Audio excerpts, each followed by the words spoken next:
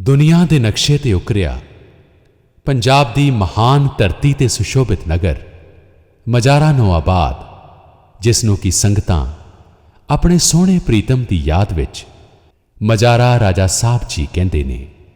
ਰਸੋਖਾਨਾ ਤੇ ਸਮਾਧ ਸ਼੍ਰੀ ਨਾਭ ਕੰਵਲ ਰਾਜਾ ਸਾਹਿਬ ਜੀ, ਸ਼੍ਰੀ ਨਾਭ ਕੰਵਲ ਰਾਜਾ ਸਾਹਿਬ ਜੀ ਮਹਾਰਾਜ ਨੇ ਜਿੱਥੇ ਲੋਕਾਈ ਨੂੰ ਨਾਮ ਬਾਣੀ ਦੇ ਛੱਟੇ ਮਾਰ-ਮਾਰ ਸ਼ਾਰ-ਸ਼ਾਰ ਕੀਤਾ, ਜਿੱਥੇ ਸਤਿਗੁਰੂ ਨੇ ਕਲਯੁਗੀ ਜੀਵਾਂ ਨੂੰ ਆਪਣੀ ਕਿਰਪਾ ਦ੍ਰਿਸ਼ਟੀ ਨਾਲ ਸੁਖ ਸਮਰਿੱਧੀ ਪਹੁੰਚਾਈ, ਉੱਥੇ ਮਹਾਰਾਜ ਨੇ ਸੰਗਤਾਂ ਦੀ ਸਰੀਰਕ ਤ੍ਰਿਪਤੀ ਲਈ ਗੁਰੂ ਅੰਗਦ ਦੇਵ ਸਾਹਿਬ ਜੀ ਦੇ ਰਸਤੇ ਨੂੰ ਹੋਰ ਪਕੇਰਾਂ ਕਰਦਿਆਂ ਲੌ ਲੰਗਰ ਨੂੰ ਤਪਾਉਣ ਦੀ ਬਖਸ਼ਿਸ਼ ਵੀ ਕੀਤੀ। ਇੱਕ ਦੁਆਬੇ ਵਿੱਚ ਇਸ ਤਰ੍ਹਾਂ ਦੀ ਲੰਗਰ ਲਗਾਉਣ ਦੀ ਮਹਾਰਾਜ ਨੇ ਬਖਸ਼ਿਸ਼ ਕੀਤੀ, ਜਿੱਥੇ ਆਤਮਿਕ ਸਰੀਰਕ ਭੁੱਖ ਹਰੇਕ ਦੀ ਪੂਰੀ ਹੁੰਦੀ ਹੈ। ਦੁਨੀਆ ਵਿੱਚ ਇਸ ਤਰ੍ਹਾਂ ਦੇ ਲੰਗਰ ਦੀ ਮਿਸਾਲ ਘੱਟ ਹੀ ਮਿਲਦੀ ਹੈ। ਤਖਤਾਂ ਦੀ ਰਚਨਾ ਕਰਨ ਤੋਂ ਬਾਅਦ ਸਤਿਗੁਰੂ ਸ਼੍ਰੀ ਨਾਭ ਕੰਵਲ ਰਾਜਾ ਸਾਹਿਬ ਜੀ ਨੇ ਅਕਾਲ ਪੁਰਖ ਤੋਂ ਇੱਕ ਅਨੋਖੀ ਤਰ੍ਹਾਂ ਦੇ ਲੰਗਰ ਦੀ ਵਿਵਸਥਾ ਨੂੰ ਦਰਗਾਹ 'ਚੋਂ ਲਿਆਂਦਾ। ਧੰਨ ਨੇ ਸਤਿਗੁਰੂ ਜੋ ਕਲਯੁਗੀ ਜੀਵਾਂ ਨੂੰ ਇੰਨੀਆਂ ਬਖਸ਼ਿਸ਼ਾਂ ਦੇ ਨਾਲ ਮਾਲਾ-ਮਾਲ ਕਰ ਰਹੇ ਨੇ। ਗੁਰਦੁਆਰਾ ਦੂਖ ਨਿਵਾਰਨ ਵਿਖੇ ਮਹਾਰਾਜ ਸੰਗਤਾਂ ਦੇ ਭਾਰੀ ਇਕੱਠ ਵਿੱਚ ਸ਼ੋਭਮਾਨ ਨੇ। ਸੰਗਤ ਮਹਾਰਾਜ ਤੋਂ ਬਖਸ਼ਿਸ਼ਾਂ ਪ੍ਰਾਪਤ ਕਰ ਰਹੀ ਸੀ।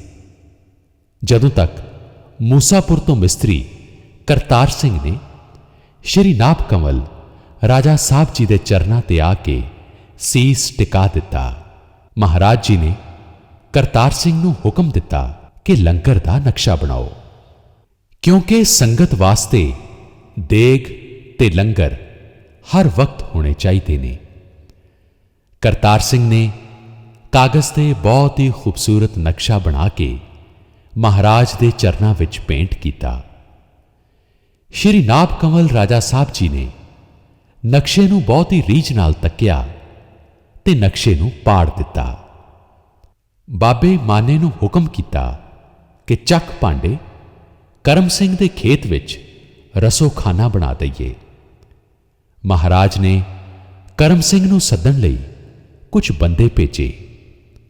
ਮਹਾਰਾਜ ਜੀ ਕਹਿਣ ਲੱਗੇ, ਕਰਮ ਸਿੰਘ, ਦਮਦਮਾ ਸਾਹਿਬ ਦੇ ਨਾਲ ਦਾ ਖੇਤ ਛੱਡ ਦੇ, ਇੱਥੇ ਰਾਈਆਂ ਤੇ ਸੰਗਤਾਂ ਦੇ ਆਰਾਮ, ਜਲ ਪਾਣੀ ਤੇ ਲੰਗਰ ਲਈ ਜਗ੍ਹਾ ਬਣਾ ਦਈਏ। ਕਰਮ ਸਿੰਘ ਤੇ ਜਵਾਹਰ ਸਿੰਘ ਨੇ ਖੇਤ ਛੱਡ ਦਿੱਤਾ। ਬਾਬੇ ਮਾਨੇ ਕੋਲੋਂ ਭਾਂਡੇ ਰਖਵਾ ਮਹਾਰਾਜ ਨੇ ਲੰਗਰ ਸ਼ੁਰੂ ਕਰਵਾ ਦਿੱਤਾ। ਜਗਤ ਸਿੰਘ ਤੇ ਪ੍ਰੀਤਮ ਸਿੰਘ ਨੇ ਸਿਖਲਾ ਕੇ ਕਰਮ ਸਿੰਘ ਤੋਂ ਰਸੋਖਾਨੇ ਵਾਸਤੇ ਖੇਤ ਲਈ ਬਾਬੇ ਮਾਨੇ ਕੋਲ ਮਹਾਰਾਜ ਨੂੰ ਜਵਾਬ ਦੇ ਦਿੱਤਾ। ਮਹਾਰਾਜ ਨੇ ਬਾਬੇ ਮਾਨੇ ਨੂੰ ਹੁਕਮ ਕੀਤਾ ਕਿ ਚੱਕ ਭਾਂਡੇ। ਬਾਬੇ ਮਾਨੇ ਨੂੰ ਭਾਂਡੇ ਚਕਵਾ ਕੇ ਆਪ ਮਜਾਰੇ ਵੱਲ ਨੂੰ ਹੋ ਤੁਰੇ। ਪਿੱਛੇ-ਪਿੱਛੇ ਬਾਬਾ ਮਾਨਾ ਜੇਠ ਦੀ ਸੰਗਰਾਂਦ 1916 ਈਸਵੀ ਨੂੰ ਮਹਾਰਾਜ ਨੇ ਆਪ ਭੱਠੀ ਕੱਢ ਤਵੀ ਟਿਕਾਈ। ਪਿੰਡ ਮਜਾਰੇ ਰਸੋਖਾਨੇ ਦੀ ਸ਼ੁਰੂਆਤ ਕੀਤੀ। ਬਾਬਾ ਮੂਲਾ ਘਟਾਰੋ ਵਾਲੇ ਤੋਂ ਸੀਦੇ ਦਾ ਪੂਰਾ ਸਮਾਨ ਬੋਰੇ 'ਚ ਪਵਾ ਬਾਬੇ ਮਾਨੇ ਕੋਲ ਭੇਜ ਦਿੱਤਾ। ਆਪ ਪਿੰਡ ਝਿੰਗੜੀ ਆ ਗਏ। ਬਾਬਾ ਜਵਾਹਰ ਸਿੰਘ ਜੀ ਦੇ ਸਪੁੱਤਰ ਭਾਈ ਇੰਦਰ ਸਿੰਘ ਨੂੰ ਹੁਕਮ ਕੀਤਾ ਕਿ ਜਾ ਲੰਗਰ ਦਾ ਮਹੂਰਤ ਕਰਕੇ ਆ। 10 ਕਨਾਲ ਪਿੰਡ ਦੀ ਸ਼ਾਮਲਾਟ ਪਈ ਸੀ। ਬਾਬੇ ਮਾਨੇ ਨੂੰ ਲੰਗਰ ਦੀ ਸੇਵਾ ਸੰਭਾਲ ਦਿੱਤੀ। ਭਾਈ ਇੰਦਰ ਸਿੰਘ ਨੇ ਆਪ ਕੋਲ ਬੈਠ ਕੇ ਲੰਗਰ ਬਣਵਾਇਆ।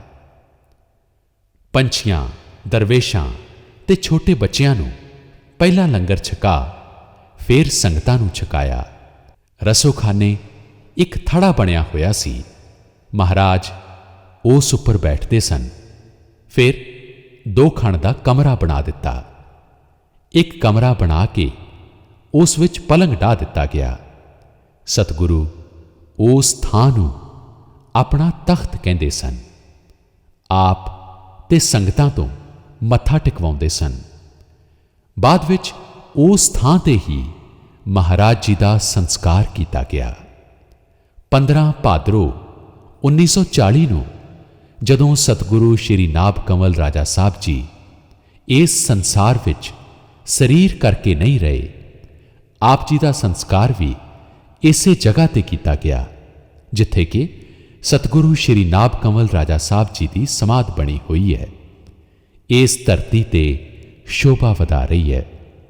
ਰਸੋਖਾਨਾ ਮਜਾਰਾ ਰਾਜਾ ਸਾਹਿਬ ਨੂੰ ਦਰਗਾਹੀ ਬਖਸ਼ਿਸ਼ਾਂ ਪ੍ਰਾਪਤ ਨੇ। ਇਸ ਥਾਂ ਤੇ ਅਕਾਲ ਪੁਰਖ ਆਪ ਵਰਤ ਰਿਹਾ ਹੈ।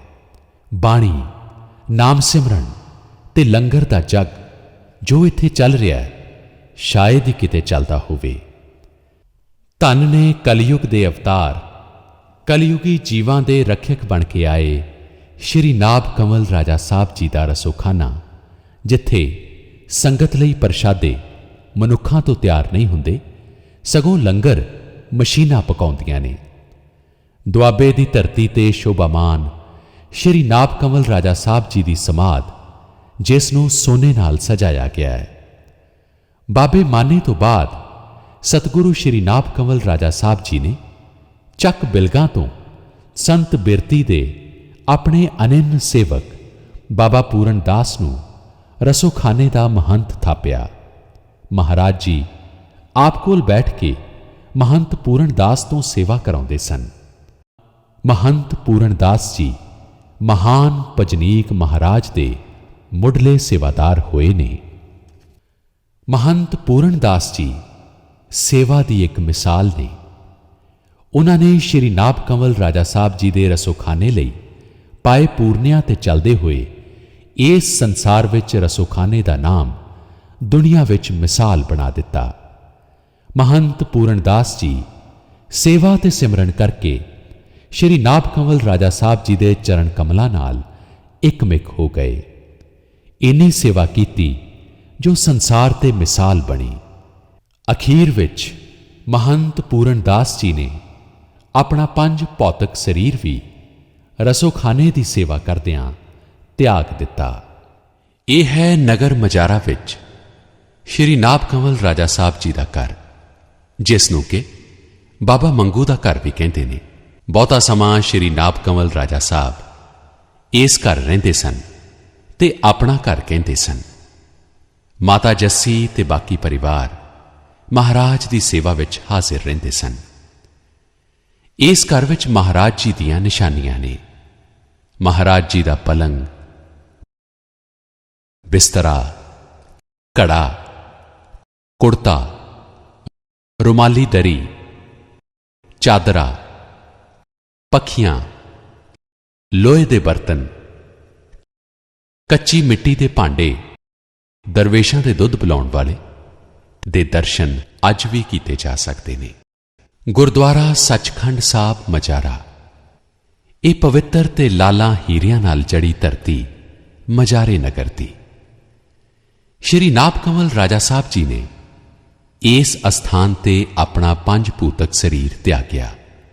ਮਹਾਰਾਜ ਜੀ ਦਿਨ ਢਲੇ ਮਿਸਤਰੀ ਕਰਤਾਰ ਸਿੰਘ ਦੇ ਘਰ ਆਏ ਤੇ ਸਾਰੇ ਪਰਿਵਾਰ ਨੂੰ ਕਿਹਾ ਕਿ ਸਾਨੂੰ ਇਹ ਘਰ ਵਿਹਲਾ ਕਰ ਦਿੱਤਾ ਜਾਵੇ। ਧੰਨ ਹੈ ਕਰਤਾਰ ਸਿੰਘ ਜੀ ਦਾ ਪਰਿਵਾਰ।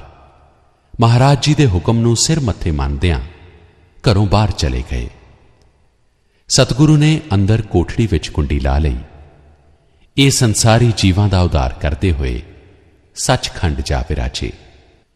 ਅੱਜ ਵੀ ਇਸ ਅਸਥਾਨ ਤੇ ਰਾਜਾ ਸਾਹਿਬ ਜੀ ਦੀਆਂ ਨਿਸ਼ਾਨੀਆਂ ਸ਼ਰਧਾ ਨਾਲ ਸੰਭਾਲ ਕੇ ਰੱਖੀਆਂ ਨੇ, ਜਿਸ ਵਿੱਚ ਛੋਟੀ ਕਿਰਪਾਨ, ਕੁਹਾੜੀ, ਲੱਕੜ ਦੀ ਹੌਕੀ, ਛੜੀ, ਮਹਾਰਾਜ ਜੀ ਦੇ ਜੜ੍ਹਾਂ, ਸੁੱਚੇ ਮੋਤੀਆਂ ਦੀ ਮਾਲਾ, ਬਸਤਰ। ਸ਼੍ਰੀ ਨਾਭ ਕੰਵਲ ਰਾਜਾ ਸਾਹਿਬ ਜੀ ਨੇ ਇਹ ਸੰਸਾਰੀ ਜੀਵਾਂ ਦਾ ਉਧਾਰ ਕਰਦੇ ਹੋਏ ਆਪਣਾ 5 ਭੌਤਿਕ ਸਰੀਰ ਤਿਆਗ ਦਿੱਤਾ।